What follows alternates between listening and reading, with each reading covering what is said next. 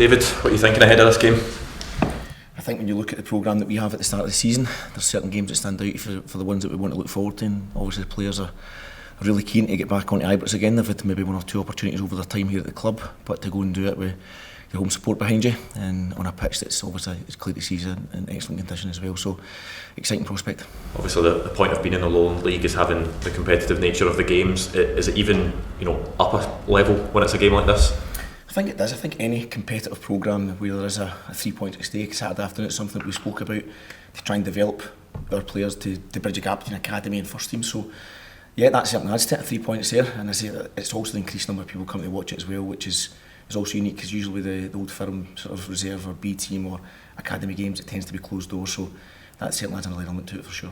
What can that do for the development of the players playing a game like this in front of a crowd as well? Well, it can only enhance the development for sure. To go and play for Rangers and at Ibrox in front of 50,000 fans is not an easy thing to go and do, so let's just keep talking about bridging the gap. So it's exciting for them. They've now got an opportunity to go and show what they're able to do under a bit more pressure, a bit more interest. And obviously you guys interested in the game as well, which isn't normally the case either. So I think it's the whole package. It's the whole package. So these guys need a chance to go and show what they're able to do under a bit more pressure in these circumstances. Do you have any players you're confident of making that, bridging that gap to the first team for next season? That's a difficult one, isn't it, for us to go and say that will be that player. There are players that are getting a bit more opportunity to go and train at times with the first team, depending sometimes positionally, sometimes on how they've been doing. Obviously this season, Zach Lovelace spent a bit of time around there. Bailey Rice has done the same at different points. So I think there's, it's these are the times where you can't say that's exactly how it's going to work. It's not an exact pathway, an exact science. I think sometimes opportunities come when you don't least expect them. But every player, we talk about when they come through these blue gates every single day, maximise opportunity, don't miss a day, make sure you give yourself the best chance, and then when that opportunity comes, you're closer to be ready for it. But it should be difficult. We're talking about trying to get to Rangers first team, it should be difficult. But I think players need to, as I say, it's about opportunity and it's backing themselves as well at the same time. What does that do when you see someone like Bailey Rice for the whole squad get up and make his debut away at Livingston? I think when I looked at Bailey and walked on that pitch, he just looked as if he was comfortable in the environment. I think any kid or any young player, that's probably the wrong word to use, to go and watch one of their teammates go and do that, look comfortable, look as if it's normal to him. I think that's we want it to look like that. Bailey took a massive amount of confidence over that spell.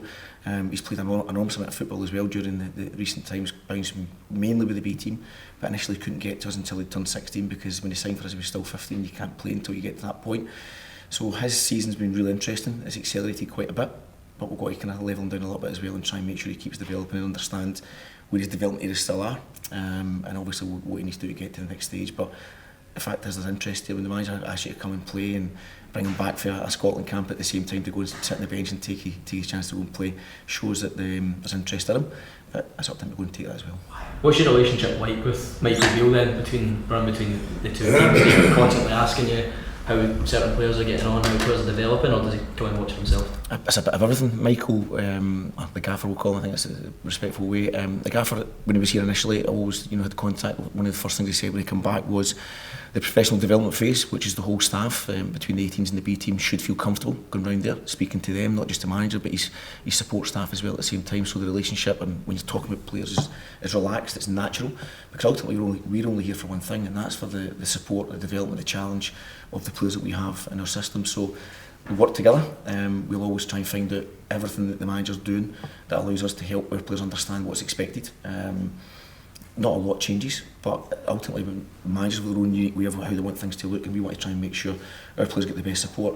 But I say it has to be a challenge support, it can't be safe, it can't be something that's sterile, it has to be really challenged, and that's why we keep talking about these B team environments where we want the best challenge for the best players, so we can accelerate their development. David, how do you think the structure's working currently, playing in the Lowland League? How would you assess it now that we've got a fair sample size to look back on? I think there's a lot of things, Gordon, that we'd look at. I think we want our players to be challenged in the best environment, so they're closer to the first team. We can never replicate what our first team experience is, because the jump is huge, it's big, but for every opportunity we can get to go and maximise opportunities to play against men in competitive environments, in league environments, is going to be for the betterment of the players and individuals.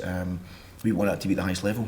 You see across the world, players in the World Cup have played through a B team system, so it does work, we back it, we believe in it. We've got the access to it over the last couple of years. We want to continue with that access, but obviously we want that access to be at the highest possible level, and that will always be our objective. There's obviously a lot of talk about adding another layer in there, another division taking that one step further. What's your own position on that, and do you speak on behalf of the club's official position on that as well, or have you got your own personal thoughts on how beneficial that would be? You'll not be surprised to hear my thoughts are similar to the club's. I just want the players to be challenged at the best and most competitive level against the best players, so that they struggle at times, they feel stressed, because it can't be safe, it can't be easy. The more safe moments they get, it just feels as if that's what it's like all the time. It's not, and it can't be. Any opportunity we get for the lads to go and train with the first team is a stressful moment, because it's quicker, it's more intense, the players are at a higher level, there's a lot of money being spent on a lot of those players, and our players in the academy need to get to that stage. So we need that, our moment where we can get the B teams at the highest level. We believe will continue to bridge a gap. It won't fill the gap completely, but we believe it'll bridge it, and that's always going to, I've been on the same page for quite a number of years now. I think our best players in this country need to be challenged at the highest level. David, there's not been a lot of starts for 19 to 21-year-old Scottish players in the Scottish Premiership at all clubs this season.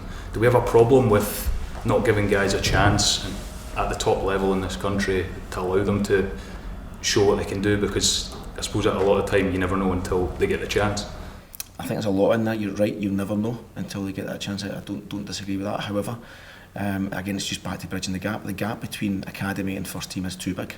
That is too big. Reserve football is different now from what it used to be. You don't always have the senior players that come down and play and make it the same sort of intense environment that you want it to look like. You want people to care. You want real sort of games where it's about, it's competitive. There's players, I quite like it when players come against us and really make it physically difficult, because that's one way of challenging them, not the only way. And we want the tactical challenge. We want to get into a game understanding that someone's going to bring something different to us that'll make us think about the game. You want the physical challenge as well at the same time. So that is bridging the gap, and if every club is experiencing that challenge, then we all need to work together to try and find the best solution so that these young talent can find their way, for sure. Is that something you'd like to see more of then? Older boys dropping down, whether that be at Rangers or other clubs as well? That's just back to the system again. It's just different now. I think it's different now. We have had players come and play in our B team. Recently we had John Suter, you've had Van Yilmaz, you've had Janis Hadji come into the training group at different points. We've had players come into the group to challenge them. It's brilliant, because I listened to John Suter in one of their training sessions last week when he came back early before the first team to prepare for them coming back for this next stage for them, and it was brilliant. I'm talking to our centre backs, and the information, the demand, the intensity, the care, everything about it. It didn't matter if it was a training game or a technical session. It was just a level of professionalism that our players need to see what it looks like and smell that, and that's something that, if we can get that in game environments as well, but against players, not just about within our group, because we see it down there when we get around to the first team side. So I think it's everything coming together. There's no one pathway that's going to work. We want to try and get the best pathways for them. So, like I said to you, for me, for the club, we believe the B team environment at the best and most competitive level is the right way.